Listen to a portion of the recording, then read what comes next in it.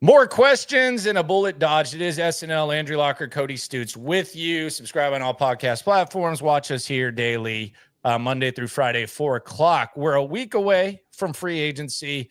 The Combine just happened. So this is kind of a reaction Monday to the Combine as well as the Deebo trade that did not happen, which is where we'll start because, Stoots, you think the Texans not getting Deebo Samuel, they kind of dodged a bullet. You were on record saying that. You think they dodged a bullet in not getting Deebo Samuel. I got some other thoughts, but we'll start with you. Why do you think it's such a good thing that the Texans did not get Deebo Samuel? I just don't believe he's a good football player anymore. The production has dropped year after year. You got him tweeting about touches after games. You got him fighting teammates on the sidelines. He's having to be motivated to play for one of the most successful franchises in the NFC. And I get there might be a need for a change of scenery, but I just didn't love the whole vibe around Deebo. I didn't like the player. I didn't seem to like the person. I didn't like the price to acquire him. I just didn't like anything about the entire deal when it came to Deebo Samuel. Yeah, but when you look at what he actually went for, I do think it does at least kind of make you wonder, okay, you look back and you look forward. Okay, well, they traded a 5th-round pick. They're picking up 1 year. It's a pure rental, and they're doing so with a quarterback on a rookie deal. So naturally, because we localize it and we localize everything around here because we are a Texans podcast. You look back at the Diggs trade. Some people say, "Damn, that looks kind of expensive for Stefon Diggs." Now, given the fact that you're going to have the dead cap moving forward, you traded back 19 spots, 2nd-round pick, however you want to look at it. And it wasn't a true rental because you had him 1 year and then he's kind of impacting you a year later. And then you look ahead to the Kupp thing and you wonder, okay, the Cooper Kupp trade, what does that look like compared to Deebo Samuel? And you start your head kind of starts unraveling in multiple ways. I will admit, I think Deebo Samuel, he hasn't had a 1,000-yard season, I think, in 3 years.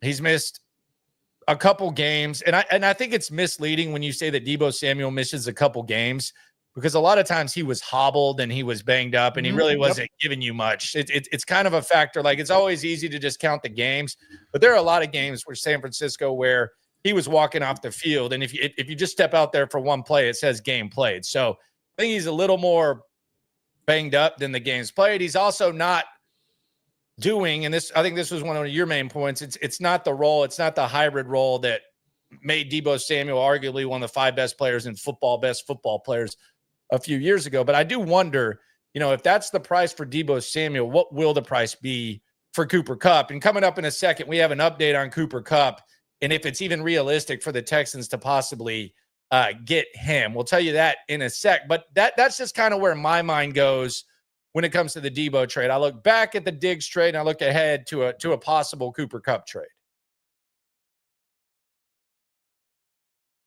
And I also think that when you look at the Deebo Samuel trade, I think you also have to look at what exactly is going on with San Francisco. And what exactly are they going to do? Are they next going to get rid of Brandon Ayuk? What's the deal there?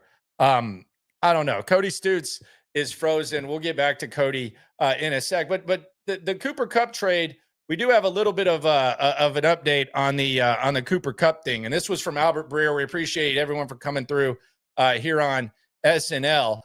Albert Breer says the Cooper Kupp status is not impacted at all with Matthew Stafford staying in Los Angeles. He says that Cooper Kupp still as likely to get traded now as he was before. So maybe that means that the Texans could potentially make a trade before free agency. I don't know, but the Deebo Samuel trade just makes you kind of wonder a little bit what the heck are the Texans going to do now at the wide receiver position. And there's also some stuff that went on at the Combine that kind of makes you wonder how much in no man's land are the Texans potentially when it comes to the wide receiver position. I think Matthew Golden played his way not just into going before the Texans pick, He might be wide receiver 1 at this point. Matthew Golden. He might be wide receiver 1. And he's definitely in that mix. I don't know whether he was in that mix before, but Matthew Golden could be wide receiver 1 now.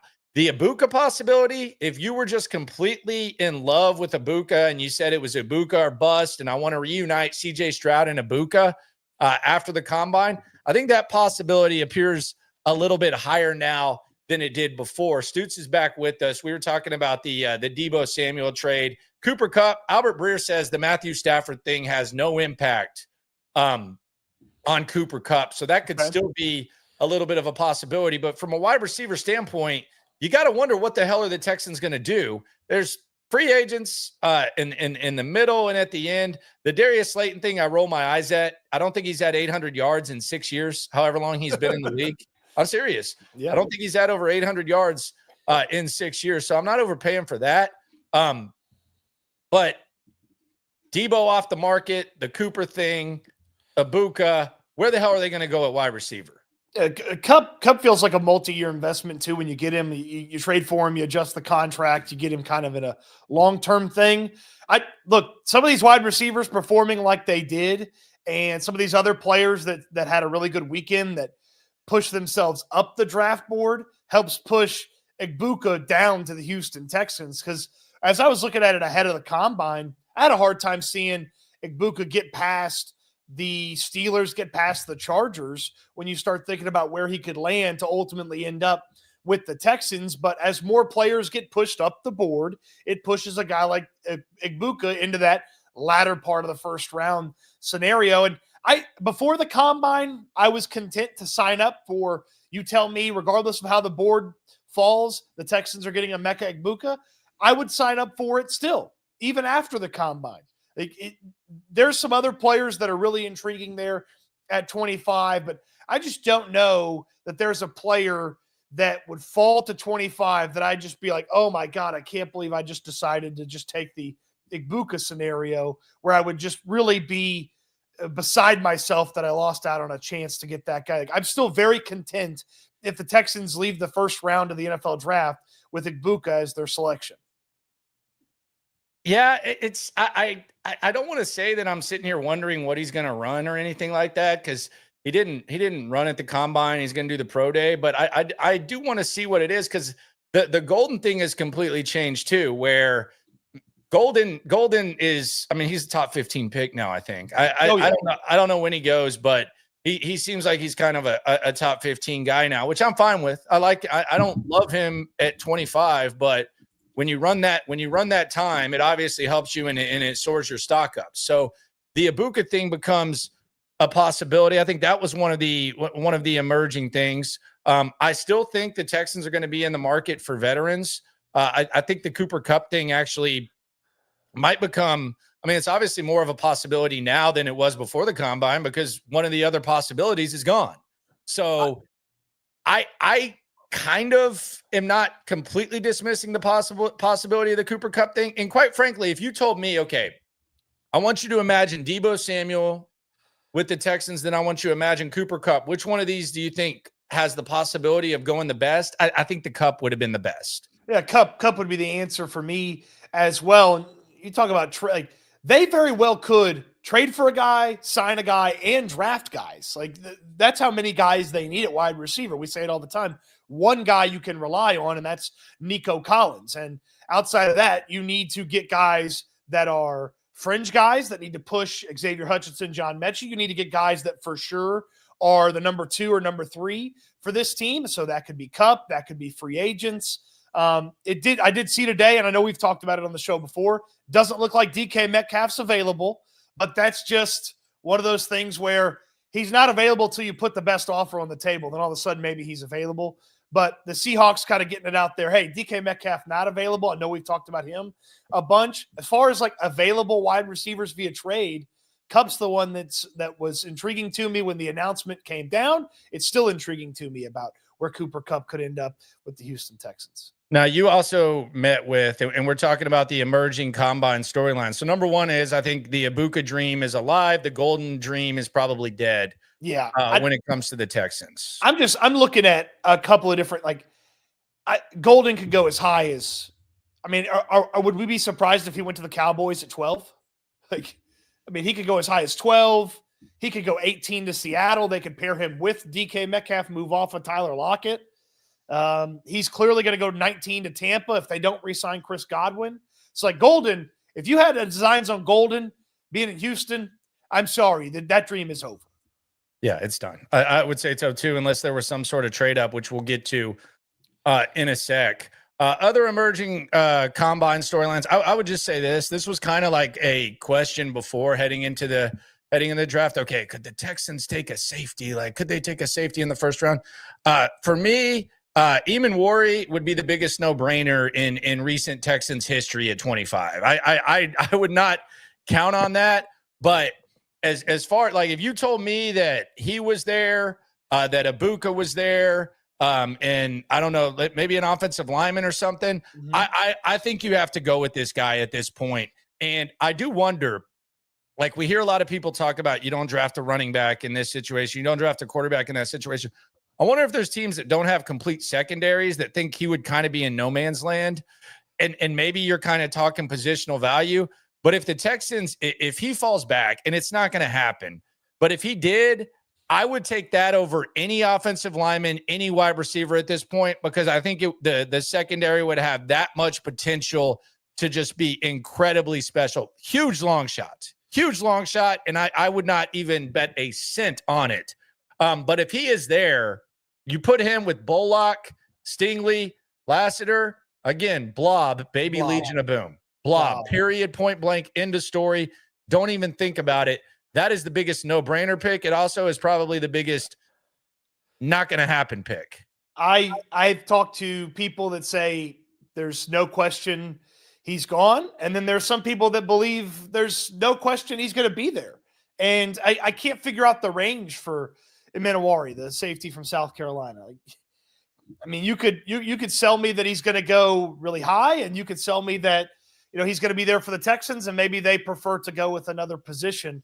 I do get excited about building a super defense, though, especially because if they believe that the offense is going to take a big leap forward because they have a better offensive mind at the helm, then finalizing greatness for that defense would be a pretty important piece of the offseason. And that's exactly what Emanawari would do, is he would finalize the potential for greatness for this defense. And you're talking about a defense that we would expect to be easily top 5, certainly top 10, and hopefully top 3 when it's all said and done. And then if the offense's jump is because Nick Caley knows what he's doing and Bobby Slowick didn't, then you can kind of see how the Texans turn into a real contender, not just they're the best team in the AFC South and they're in the playoffs by virtue of that, but like a contender that people are like, ugh, don't want to see the Houston Texans. Like, Emanawari's the key to doing that. Okay.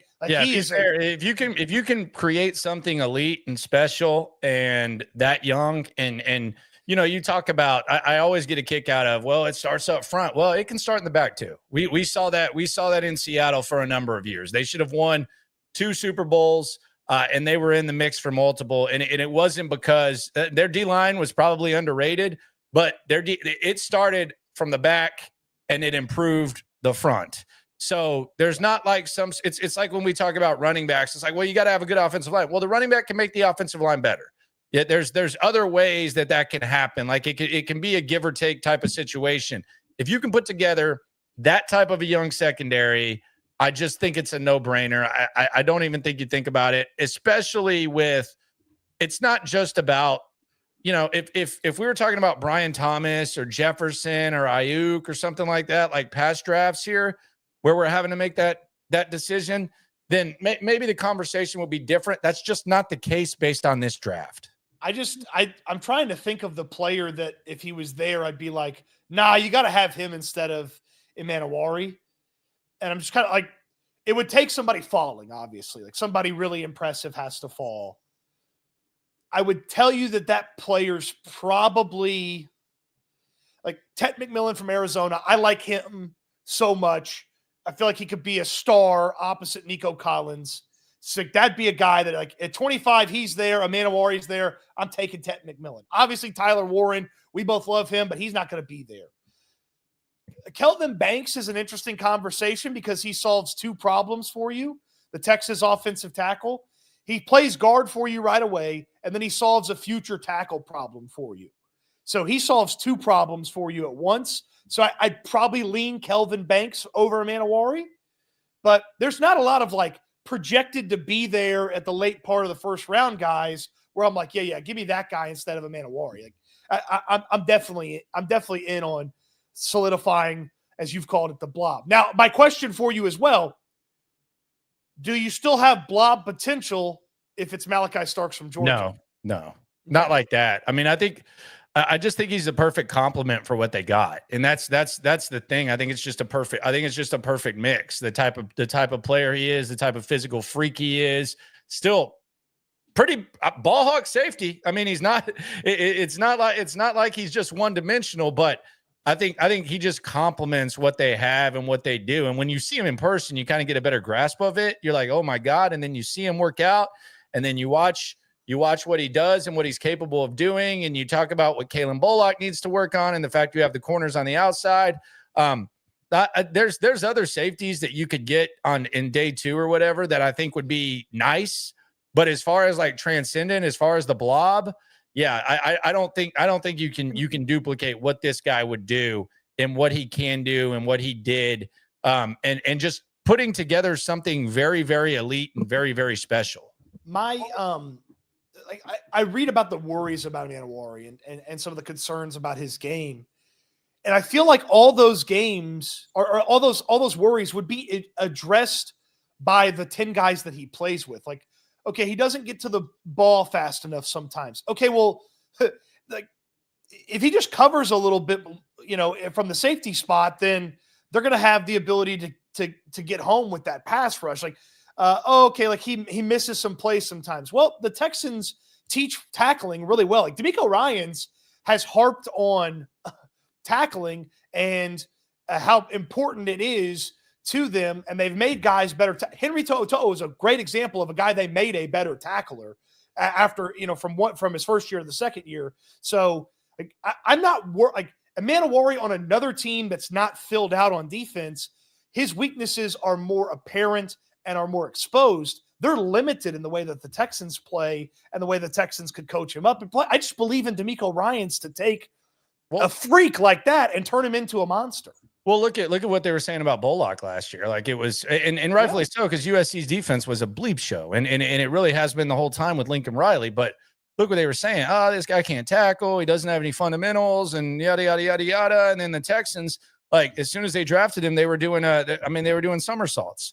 And that's the other thing about this. Like I don't question anyone for questioning anything.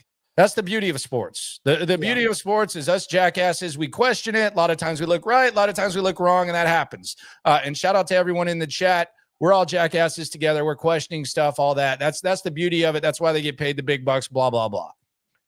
I'm not in any position just based on the sample size that we have of questioning them when they evaluate someone out of the secondary. Yeah. We can get into the offensive line in a sec, but at this point, like there's trust issues, et cetera, when it comes to the secondary, and we can go Caserio and DeMeco. But when it comes to the secondary, and we can just go from the beginning of the Caserio era. Okay? Mm-hmm. He drafted Derek Stingley instead of Sauce Gardner. Didn't look good early, looks awesome now. Looks great. One of the three best corners in the league. I think if you ask most people. Steven Nelson, kick the tires on him, bring him in there, get rid of him at the right time. Boom. Okay. Lassiter last year. Boom. Automatically one of the best corner duos in the league, age aside, with Stingley. And then the Bullock. Kalen Bullock. Some people thought it was a little bit too early. He's too skinny. He's too small. Yep. Lack of fundamentals. He was damn near the best rookie safety last year. So if they do decide to take a safety in the first round, I get that there's other needs.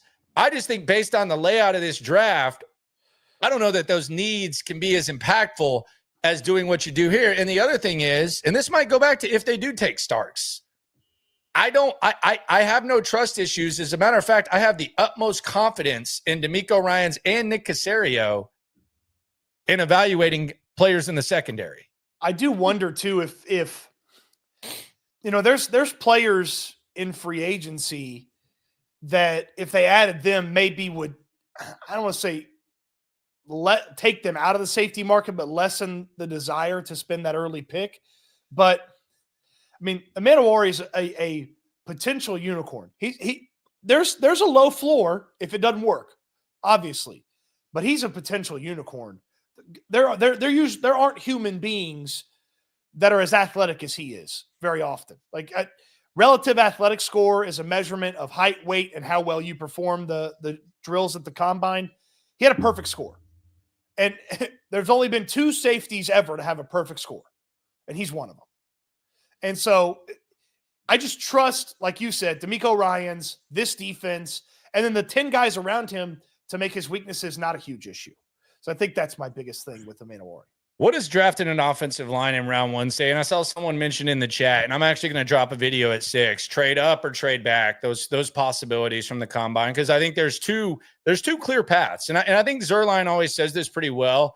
Lance Zerline, NFL Network, when talking about a mock draft, because you always have people like questioning, oh, you said this, you said that. Mock drafts are just about paths. It's really just about a mind exercise. Very rarely are they a prediction. It's mainly a path. And the one thing he does is he does trades. He has the Texans trading up with Arizona and drafting Kelvin Banks out of Texas. He talks about him playing guard short term, which is something that he said a third of the teams that he met with talked about, and then eventually becoming a tackle. So it'd almost be like a Laramie Tunsil exit plan where you have a guy who helps you immediately, and then assuming that he can become a good tackle and assuming Blake Fisher's good, you have 2 young tackles that are cheap. You're basically saving damn near $40+ million with young tackles, assuming that they can get the job done as the CJ Stroud and Will Anderson extensions kick in. And let's be honest, you're going to have to make decisions like that eventually. You're going to have to make decisions like that. So this could be, assuming that you think this guy can be your left tackle of the future, it could be kind of a chess and a checker move.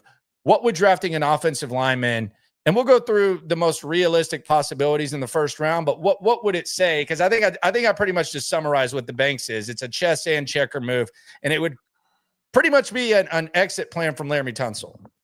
Well, if they're drafting an O lineman at 25 or trading up for Banks, or move back in the first round and still snag one of those offensive linemen, my hope is they've invested in free agency, and they have options. It's given themselves another option and a likely starter, because I don't know that you can draft a guard or a guard that can play center in the first round and not have him be a starter for you in 2025. That would be a really weird use of a draft pick. It's different with tackles. Blake Fisher, they had the extra draft capital. They decided to use that, and they knew pretty quickly that if they had to move Titus, they could slide Blake Fisher in there. But if you're drafting a guard at 25 or in the first round, he's starting for you in 2025. So if you've made a free agent investment at one of the interior positions and you draft a guy, then all of a sudden you're looking at 2 new interior starters. So that's right guard, left guard. That's right guard, center. Maybe that's center, left guard, with a familiar face at right guard. So to me, it's a starter, and it might be a center. Unfortunately, they're, a few years late on Tyler Linderbaum, but Gray Zabel from North Dakota State, Darren Jeremiah believes he can be the best center in the draft. A lot of people believe he's going to play guard, but if he ends up playing center, a lot of people believe he's the best center in the draft. Okay, you tell me that's first round? 25 overall. Okay, so what does that say about Juice Scruggs? Well, it says that was a wasted pick, and he's not any good, and then he's going to have to go play guard. And it says that they don't trust Patterson long term. That's what it would tell you if you play him at center. Now, if you play him at guard, Patterson, Scruggs can fight to the death.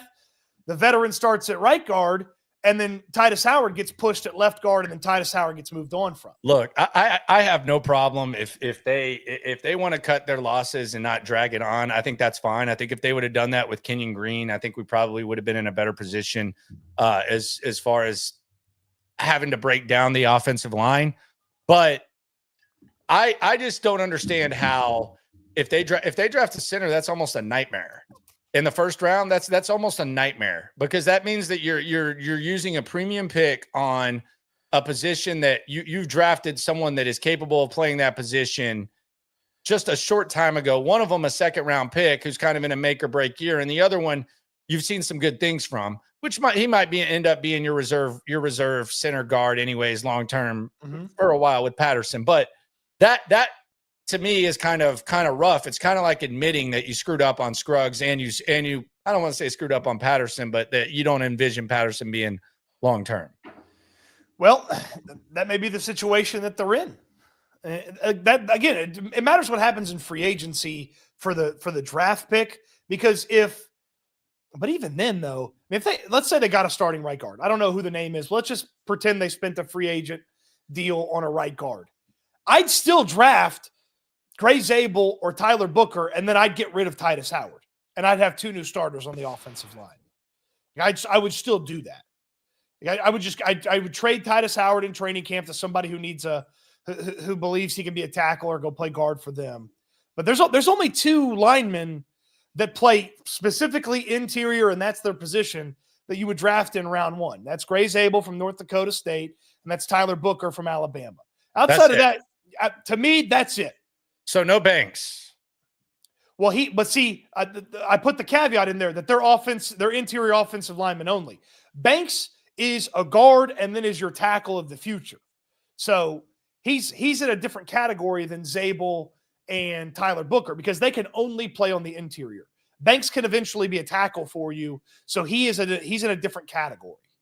See, I have no problem if you're getting a tackle of the future. Like if you want to exit from Laramie Tunsil and get out of the Laramie Tunsil business, I have no problem with it. I actually kind of encourage it if you think it's a possibility, because you're going to have to make tough decisions. And if you're proactively making tough decisions, I think it's a lot easier than just it's smacking you in the face to where all of a sudden you have to do some cap gymnastics. You have to figure out how to fit in these like if you're proactively doing it, which is what I think they kind of did with Blake Fisher. There's no problem with that. But I just don't want it to sneak up on them. And the center thing is kind of interesting because then it just seems like you have a bunch of just junk at the interior of the offensive line. Like it would just feel like it's just a cluster of they guys. Do. They know. do have a lot of junk. I know.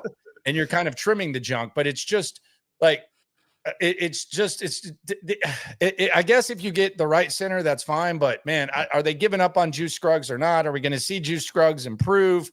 That's the best thing that can happen for this offensive line is Juice Scruggs looks like a good center, like a top 15-ish center in the NFL. If we feel like if he can be that would be the most successful thing, and we can figure it out. But you're throwing a whole new element because when I'm talking about the offensive line, I think a lot of the people can speak to this as well. It is S&L, Landry Locker, Cody Stoots with you. We're live, week away from free agency. Reaction Monday to the combine and the Texans missing out on Deebo Samuel. But I'm focusing on the guards. I'm focused on the tackles. And I'm focusing on potential long-term plans for the tackles. But now you're throwing this center thing out there, and I'm just like, well shit. And again, I wouldn't play Gray Zabel at center. I'd play him at guard. And I would replace Titus Howard in the starting lineup. I'd play Zabel at left guard. I'd sign a free agent right guard. I'd let Scruggs and Patterson battle it to the death for the center spot. And then Laramie's my left tackle and Fisher's my right tackle. And then I fill in with backups, however I need to fill them in. So I'm just explaining that if Zabel's the best center in the draft, if they're going to draft a center in the first round. All right. So what's your of those scenarios that you threw out there? Like what would make you okay with them? Just before, not any like, well, if this guy's really good, but like what would make you okay with making those picks? Like assuming like so-and-so's off the board, like who would you not take ahead of them? Like, let's say you have Booker and Ibuka. Where do you want to go? There might be a fight in the draft room over that one. Okay. that's a really good scenario because Ibuka versus Booker. I would tell you that the potential for Booker to be one of the best guards in football is higher than Ibuka being one of the best wide receivers. So I would take Booker in that scenario because I would just plop him there at guard and hopefully not have to worry about the position for 10 years. That's what I would do if it was Booker versus Igbokwe. I feel like that's what we said about Kenyon Green now.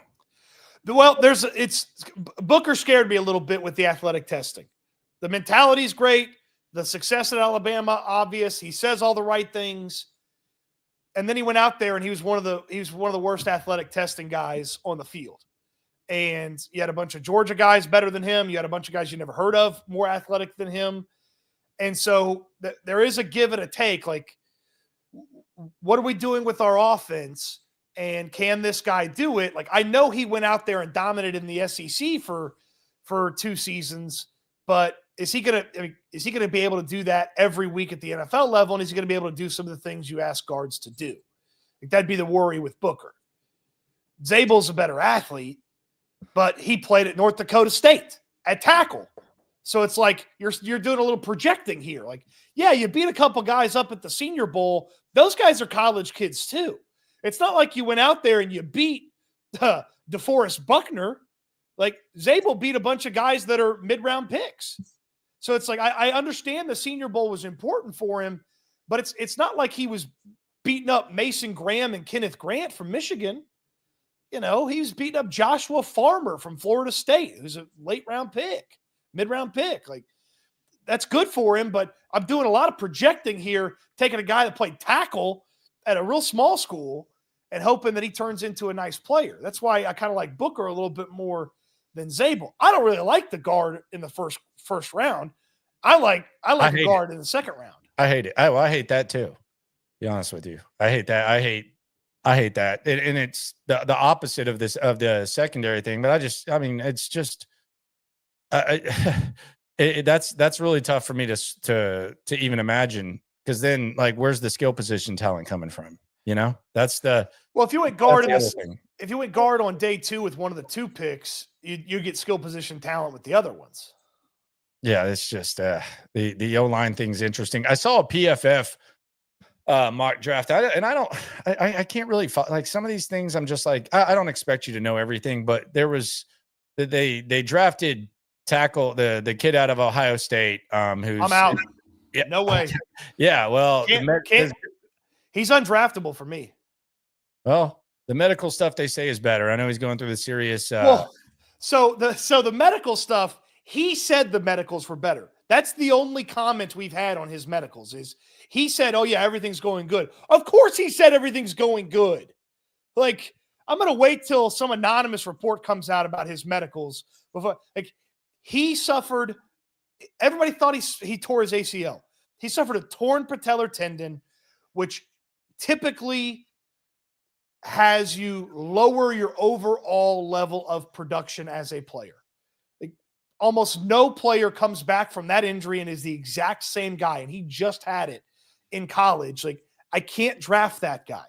I can't draft him. We're talking about Josh Simmons. Josh Simmons from Ohio State. I cannot draft him. I saw, but this is why it was interesting, the PFF, and I'm not trying to get into the nitty gritty. Like, if Josh Simmons is the type of guy where if he falls to you like in the 3rd round, then I think you think about it. But if the injury's that bad, then I mean that's not like a torn ACL or something like that. Like, that's kind of it's kind of bad. But there's been instances where, you know, Jeffrey Simmons had the torn ACL. He falls to the Titans. Sean Rogers was a really good tackle out of Texas. He had a bad ankle injury and he fell to the Lions. They ended up getting, like, sometimes you can figure that out. But I thought it was interesting because the PFF guy said draft him and put him at tackle and move Fisher inside. And I was like, I don't even think that's a possibility. Like, I don't even like they literally said last year he can't play guard. Yeah, Caserio made it very clear that Blake Fisher is a tackle only. Yeah, that was he doesn't really literal. That was literally the quote of the whole thing. So look, I don't. Caserio doesn't really deal in absolutes either. Like, no. So when he gives you an absolute, stick with it. Yeah. So I saw that now, and it literally said, like, in the analysis, it said, yeah, you move Blake Fisher inside. It's like, well, that's not a thing. Like, it's not even. Stop playing Madden. there's scenarios where you can draft one of these tackles and move them in. Blake he's a tackle. That's it. It's tackle or bust for Blake Fisher. That's it. I will say, at least that's what they've said.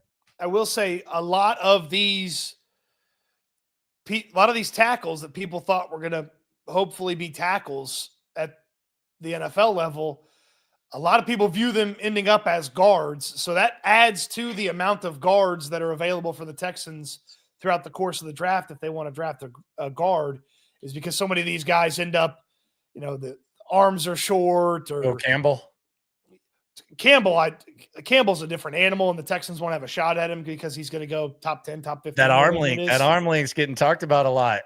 Well, it just historically, a lot of guys that have shorter arms end up better as guards. And you don't want to make a mistake like the Raiders did back in the day when basically every pick in the top 12 ended up being a Pro Bowler at some point in their career, except for Robert Gallery. And Robert Gallery had short arms. And then they put him inside at guard. And he was a much better football player. So it's like, you're not drafting a guard at 2. That's what the Raiders did but they tried to play him at tackle. So you got to be very careful about drafting a big guy and him not having long enough arms to play the position unless you're going to bump him inside. And then it makes perfect sense why you would draft one of the guys that could be successful at the college level. But there's too many freaks at the edge rusher, outside linebacker stuff that you got to deal with. You got to have some sort of physical God-given gifts. I can coach technique and this and that if I'm a coach, but if the guy can't get his arm out there to stop the guy because it's too short, that's an issue. There's always exceptions though. There's always exceptions. That's the other thing. Like the draft, it's not the land of absolutes. That's the beauty of the draft. It's not the land of absolutes. Like you can seek out any exception you want, like in the draft. And that's the beauty of it. That's why it's such a good talking point. And we're reacting to everything from the combine. So we've touched on the O lineman. I don't have anything else to add there. We've touched on the Ibuka situation. I have my first draft crush on its offensive lineman. Okay, go ahead. Tate Ratledge from Georgia. Okay. How early? Second round. Okay. Second round. Ratledge, really productive at Georgia. Guard for 2 national championship teams. Comes back, is a captain his final year. And the scout on Ratledge is like, well, he's not much of an athlete. Well, number 1 athlete among offensive linemen at the combine. And he's got a nasty mustache. He's got a mullet. The whole vibe and feel of that guy is just, I trust my quarterback with him. Okay.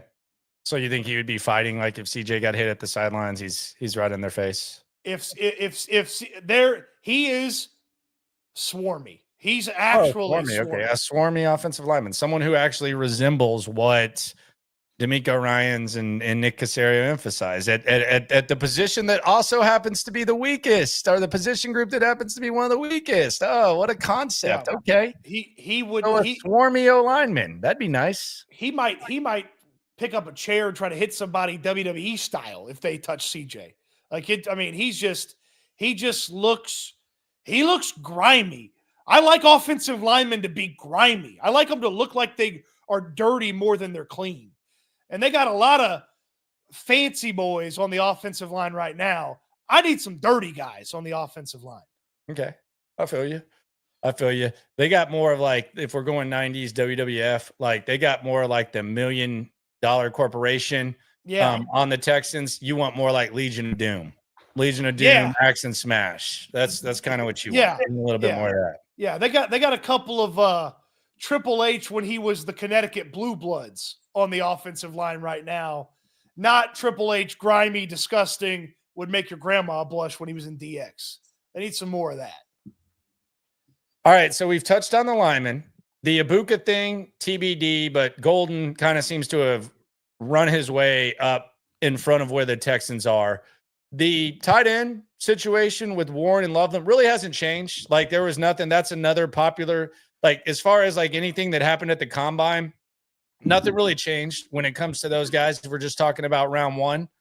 And then there's the running backs, which, man, it seems like everyone who could have helped themselves pretty much helped themselves at the running back. Like these guys were as advertised. Like we thought this was a deep running back class, and I don't know that any of these guys really hurt themselves, but I do wonder if the Texans, being at 25 and being near the back end of the second round, if they're kind of in no man's land when it comes to getting one of these elite running backs, unless they decide to pull the trigger at 25. And that's something that I do wonder, could they be thinking about it? And the other possibility is this. We talk about potentially someone trading up for a quarterback at 25, whether it's Jackson Dart or maybe there's like some sort of Sanders fall. That seems to be whispery. I would be surprised, but the Jackson Dart, twice in the history of the NFL, someone has traded up to number 25 to take a quarterback. Jason Campbell in 2005 and Tim Tebow in 2010. And I'm going to go through the history of these trades tonight on the live stream. I know that sounds like a fun party for you. We're going to go through the history of trading into the 20 range for quarterbacks. But I wonder if running back could be a scenario where someone wants to trade back into the first round and get maybe a Henderson, maybe a Hampton, if the Texans aren't inquired to take a running back. So I almost wonder if we see maybe 3 running backs go in the first round instead of the originally thought just one. And if that's a possibility when it comes to where the Texans are sitting, or maybe they decide to take one. Well, it'd be nice if you were a team trying to jump up into the first round to have that 5th-year option and just have sort of a built-in cheaper year for a running back. Not that the contract extensions are too grandiose for them, but I mean, you asked, are the Texans, maybe in a weird spot? Are they out of the market for the elite guys? Who are the elite guys? I think it's Ashton Genty from Boise State. It's Marion Hampton from North Carolina. And then who's you think Trey Henderson from Ohio State's an elite guy? I do. I think he's like I think there might be a Gibbs impact with Trey Henderson just based on what we saw and what's going on with him. I think those are the 3. I don't know. There's only 2 for me. It's only Genty and Hampton for me. Okay, I would say Genty, Hampton, and I would throw Henderson in there. Okay. And then other than that, I think it's bargain. Judkins did well for himself too. I think he's probably round 2, round 3 guy. But I think Henderson's going to be very appealing to a lot of people who are watching the impact that Gibbs has had, that watched him at Ohio State do the same types of things. I mean, the thing about Henderson for me is if he's the only running back you have, I think you're in a weird spot because there's some things that he doesn't do very well. But as a compliment to Joe Mixon, just specifically for the Texans situation, I don't know that there's really a better running back that you could get than Trey Henderson to put with Joe Mixon. Like, it would just, I mean, it'd be awesome to watch those two go to work. And then when you're ready to move on from Mixon, you go add somebody to Trey Henderson. And that's kind of the, he goes from the 2 of the 1-2 punch to the 1, and then you add another 2, and you sort of put together a continuous refilling of a 1-2 punch at running back. Because they've got to get somebody behind Joe Mixon this year. Somebody has to go help Joe Mixon. Somebody or somebody's. Like, yeah. If we're being honest.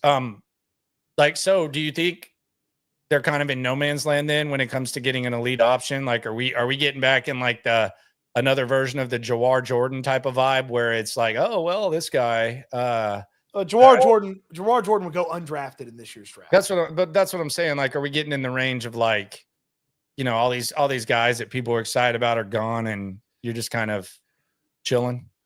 Well, I'm excited about a lot of running backs. So it's difficult for me to say, hey, they can't find one because I'm talking in 1 and 2. I mean, they like a lot of these guys. It's obvious. I mean, I think Smith. Someone just brought up Brashard Smith. I think they like him. Oh, I think they like him. I actually think they like him a lot. They're either doing a great smokescreen on him, why would you do that? Or they're tipping their hand because they talked like to him at the Senior Bowl. He does not have a lot of tread on his tires. He was a backup at Miami before he started this year for SMU. And he can play receiver. Like yes, he was actually asked to run receiver drills at the combine. Yes, he can run some very nice routes. He's very highly thought of at SMU. Somebody asked Brashard Smith, he said, hey, what's your favorite route to run?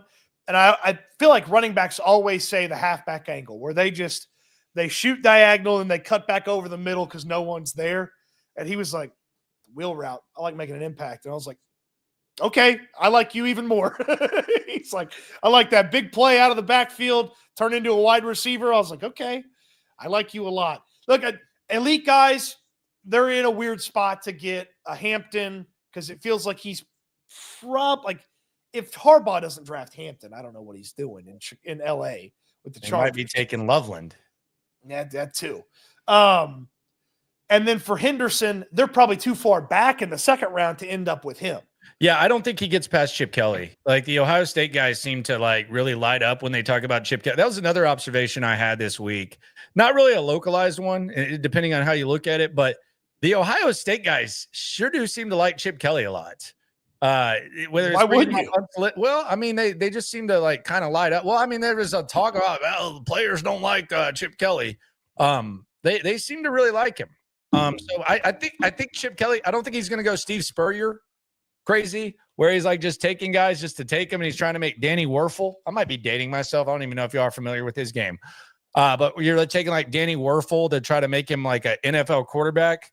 But I do think he's gonna. There's gonna be some Ohio State guys moving to Vegas. The tough part about them, maybe with the Trey Henderson thing in the second round, they got the 37th overall pick. Tough part about that is they're drafting Ashton Genty at 6, so they're not going to get Trey Henderson. So I'll be shocked if Genty's not a Raider, unless one of the quarterbacks is there. Oh, so you think Genty's going that early? I do. I think Genty's going to be a Raider. And then I think the other thing that is interesting is, does Shedeur Sanders fall?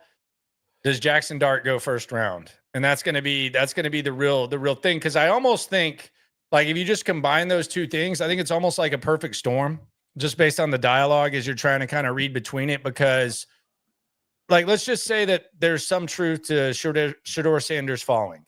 And let's say that some teams don't like Shedeur Sanders as an early first round pick. And then naturally they look at Jackson Dart and they like Jackson Dart more. You don't necessarily want to take him early, but you might be willing to take him like in the first round. So I wonder if like 25 is kind of the range where the Texans are sitting with the Jackson Dart. I bring up this quote from Albert Breer, the Monday morning quarterback. He said there are questions about Sanders' athleticism and arm strength to the point where Dart, I believe, will be ahead of him for some teams. So if that does happen, like, I don't know that he's going to be going like where JJ McCarthy went, although quarterbacks are crazy. Like quarterbacks will make you aggressive. But at what point does that speculation start? And if you look at where the Texans are, like, let's say you're a team in the top 10 and you're doing your due diligence on quarterbacks more than anyone. If you're a quarterback needy team in the top 10, if you're not willing to take Sanders early, then maybe you're sitting there right there and you're because you're at the front of the first round, you're at the front of the second round. Maybe you're willing to trade that second round pick and some change, and the Texans can have 8 picks instead of 6, 9 picks instead of 6, and start their day with 2 second round picks, 2 third round picks, start their draft, I should say, and then have something else going. And the price for quarterbacks is always a little bit higher. So that's another thing. Like quarterback could have a significant impact on volume 3 of the Nick Caserio, D'Amico Ryans pairing. I mean, look at the top of the second round. Cleveland, they're a spot for a Shedeur or a Jackson Dart. The Giants, they're a spot for a Shedeur or a Jackson Dart. The Titans, and you'd make them pay a little bit extra. Vegas, New Orleans. I mean, there's teams right there at the top of the second round that would be really fun trade partners because you're not moving that far back. I mean, wouldn't it be great? You get a lot, and it's cheaper. Like it's cheaper. Like on one hand, like especially for a quarterback, if you get that 5th year option, like even if you're just kicking the tires, like that is insane. But if you're like talking a position guy, like the difference between first round and second round, like you're saving money. So I think the Texans could be in an interesting spot depending on what teams think of Dart or Sanders. We're sitting here today rooting for a Sanders and Dart. We're rooting for Dart to come up the boards, Sanders to come down the boards. Perfect storm. Multiple teams interested. Texans right there at 25. Next thing you know, all of a sudden the Texans are sitting there, and in addition to their selections on day 2, which currently are 58 and 89, they've also got, let's say, I don't know, Cleveland's 2 picks, which is 33 and 67, and you're talking about 4 picks on day 2, and now you can get your running back, and I can get my guard, and then they can also draft a wide receiver, and D'Amico can get a defensive tackle, and everybody's happy. Exactly. And you're kind of in your strength. Like your strength is day 2. Your strength is day 2. Well, I was like the Texans, like heading into the D'Amico Ryans, Nick Caserio draft collab, like heading into it, you had 4 first-round picks in the first 2 years. And that was like the appeal. Oh, this is a hell of a destination. They've made 2 picks in the first round. 2 of those 4 picks. So what do they do now? We've seen them trade up. We've seen them stay put. We've seen them trade back the digs thing. So it's really hard to kind of predict, but I think whether it's a running back or a quarterback, you could be sitting on kind of a gold mine. And if you told me that Nick Caserio, because the price is the price, you're talking like with the range that we just talked about, you're talking about trading back 7 to 16 picks, 7 to 16. And you also still have that. Like if you told me that Nick Caserio and D'Amico Ryans could have 2 seconds and 2/3, and then maybe even a day 3, depending, like, especially if it's a quarterback, sign me up for it, especially with where this draft is laid out. Yeah, it's. I mean, look, that's why the pre-draft trade back would be a lot riskier this year than it was last year. Last year it was not as risky because as the process heated up, you could see some of these quarterbacks are going to go way ahead of where they should go. Not knowing where Shedeur Sanders and Jackson Dart are going, being out of 25 before the draft even happens, when maybe that fall happens, like that'd be a little risky. Like if they want to do the trade back, I would think it's got to come when the Texans are on the clock at 25, and then they want to. Well, last year they knew what they were doing with it. They were trading it for Diggs, whether you agreed or not. They took out the loan to trade for Diggs, right? But I'm also not in favor of a Diggs-esque move, adding a player via trade while moving back. Like if they make the trade, I want it to be draft day. I want it to be draft day. No, especially with the first round. But yeah, let's keep an eye on the quarterbacks because I think they could impact what the Texans do with that pick. And we know they like to trade back, and we know that there's a lot of things that they like. But for me, I also just very, very, very tiny thing. Okay. I wonder if you could convince the Rams to move 1 spot up for a quarterback. Because the Stafford thing, they don't want to have this play out for a bunch of years. I wonder if you could get something from the Rams just to move 1 spot up on draft night. That did happen. There is precedent of that where the Cowboys, I think the Cowboys, Eagles, and Giants were all in kind of the same range. And the Cowboys, I think they traded with the Eagles, who got Devontae Smith. I think it was the Parsons draft, because it was either take what you want, and let this other team they had to pick between which team in the division they wanted to let Devontae Smith go to. I think that's whatever the Parsons draft was, they traded within division 1 spot because they traded. So they traded with Philadelphia. They went from 10 to 12. Philadelphia went from 12 to 10. Okay, so that was 2 spots. Okay.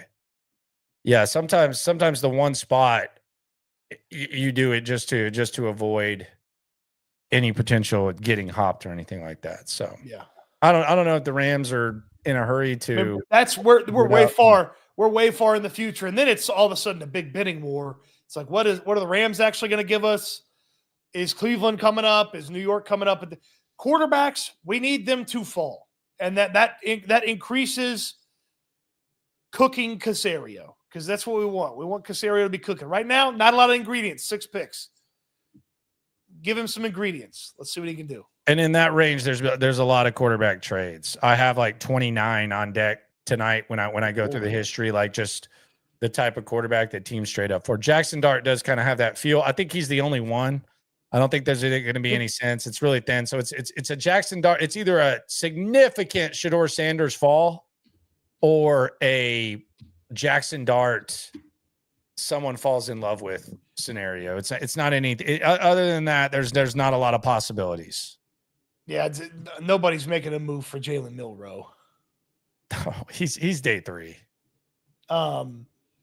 Did the Cowboys have to trade up for Paxton Lynch, or did they stick and pick? The Cowboys didn't draft Paxton Lynch. They wanted Paxton Lynch. I mean, the Broncos. Excuse me, the Broncos. Yes, they did. They traded up. Okay. Yeah. There's been Brady Quinn. Like there was a Brady Quinn fall. Tim Tebow, you want to jump up for. JP Lossman. Like there's a lot of JP Lossman. Yeah, very rarely. Like when you desperately trade. The best example I would say, like recently, like in that range, like the 20s is Jordan Love, and Jordan Love I think was selected 26 overall. So that's kind of the range where teams trade up. Jordan Love is the best recent example of a team trading up for a quarterback, and maybe the Texans benefit from that. Who knows? It'll be I am intrigued to see just how I feel like part of some of the joy of the job for Nick Caserio is derived by making trades 100%. When it comes to the draft. Like 100%. I feel like he prides himself on his ability to like sneak guys when other teams are maybe looking at him, which is what he did with Tank Dell and the Raiders. The Raiders wanted Tank Dell, and he knew he had to get ahead of them. Or, I think it's like a fun as aspect of the job that he very much enjoys. You also get kind of addicted to that slot machine that you hit on, like, yeah, you do. Yeah, like if you go to the casino or something, and you end up like just let's say you sit down at the Buffalo or the Wheel of Fortune or whatever.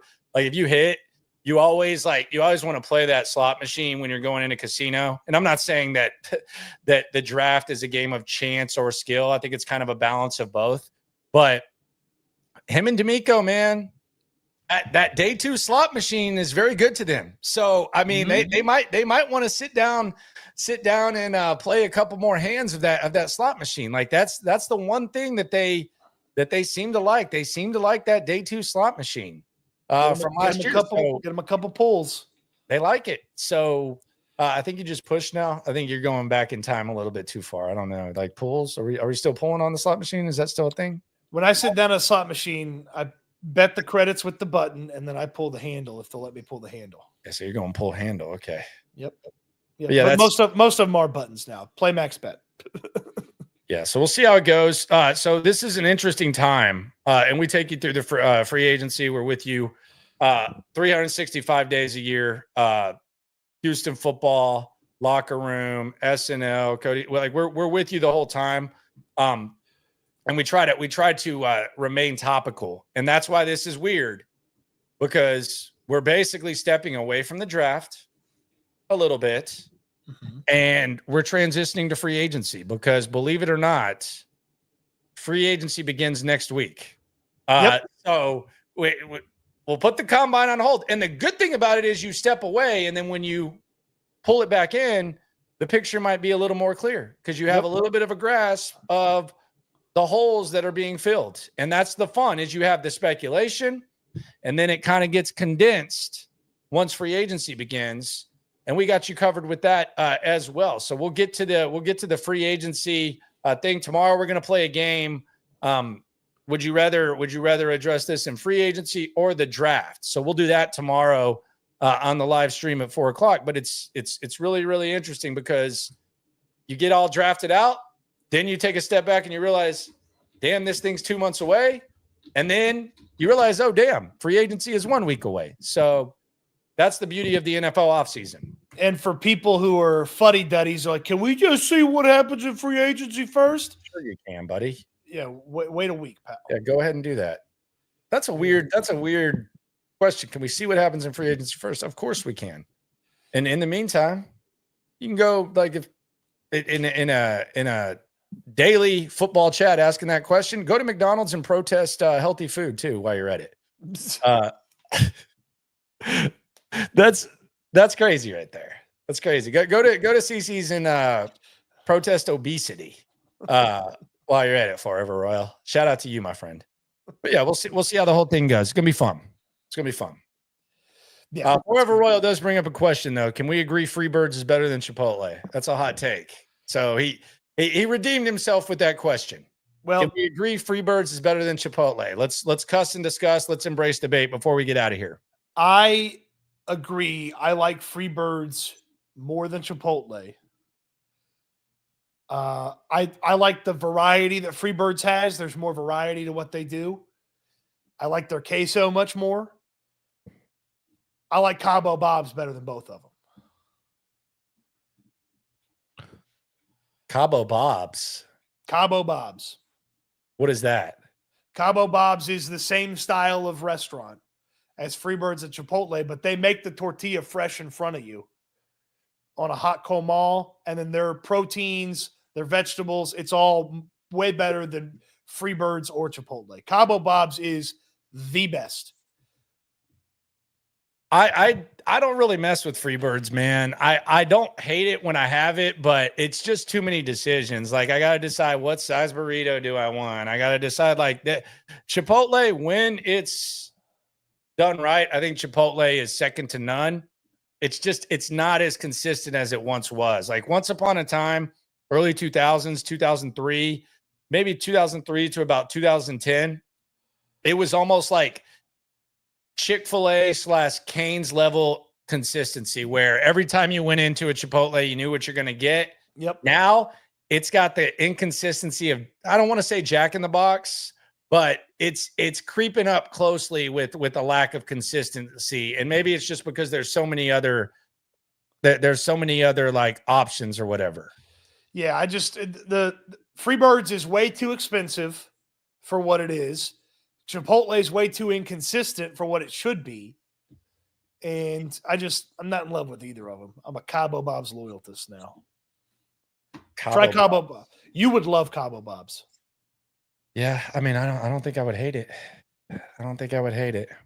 Chipotle just used to go so hard, man.